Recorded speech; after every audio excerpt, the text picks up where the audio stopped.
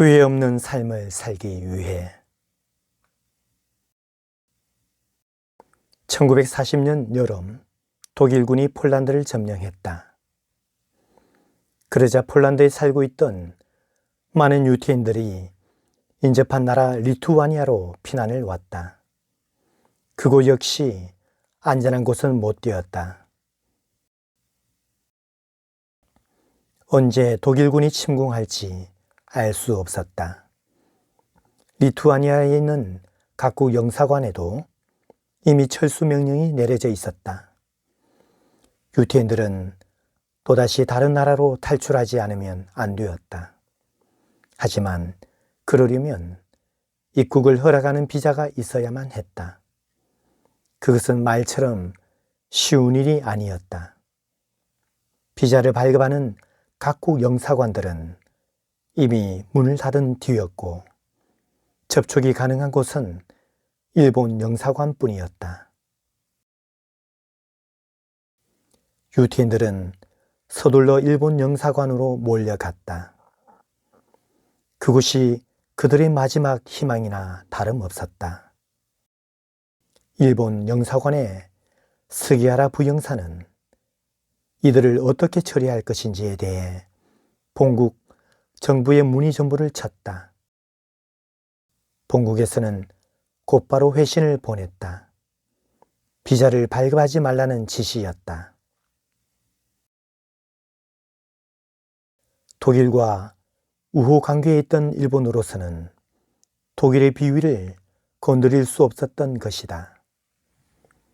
영사관 담장 밖에서 두려움에 떨며 기다리고 있는 수많은 유태인들을 바라보면서 스기하라 부영사는 다시 2차례나 본국 정부에 허락을 요청하는 전보를 쳤다.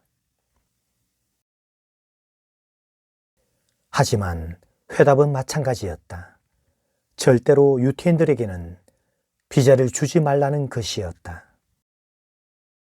이틀 밤을 고민하던 스기하라는 마침내 본국 정부의 명령을 거부하기로 했다.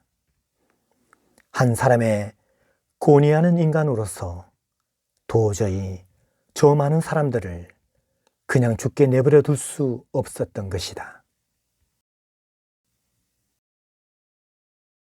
영사관 문을 열고 유태인들을 들어오게 한 스기하라는 그날 이후 리투아니아에서 철수하는 마지막 순간까지 잠과 식사도 그런 채 비자를 발급했다. 그렇게 해서 그가 목숨을 구한 유태인 숫자는 무려 6,000명이 넘었다.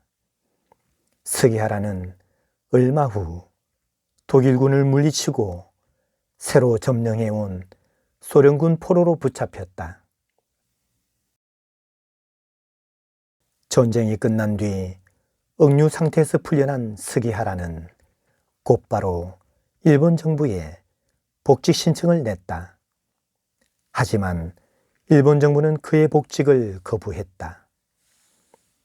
중요한 전시 상황에서 정부의 명령을 어기고 개인의 판단대로 행동했기 때문에 다시 공직에 받아들일 수 없다는 것이었다.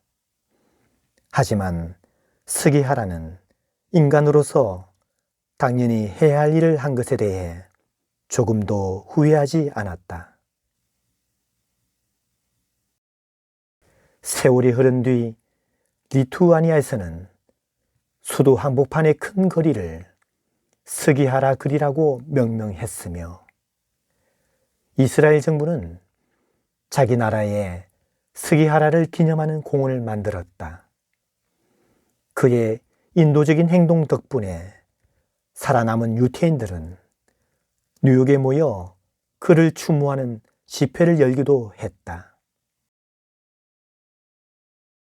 스기하라는 죽기 전에 아내에게 자신의 행동에 대해 이렇게 설명했다.